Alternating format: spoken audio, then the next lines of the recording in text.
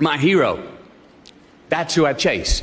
Now, when I was 15 years old, I had a very important person in my life come to me and say, "Who's your hero?" And I said, "I don't know, I got to think about that. Give me a couple of weeks." I come back 2 weeks later. This person comes up and says, "Who's your hero?" I said, "I thought about it. You know who it is?" I said, "It's me in 10 years. So I turned 25 10 years later. That same person comes to me and goes, "So are you a hero?" And I was like, "Not even close." No. She said, "Why?" I said, "Because my hero is me at 35.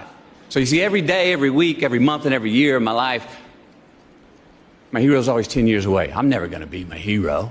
I'm not going to attain that. I know I'm not. And that's just fine with me because that keeps me with somebody to keep on chasing."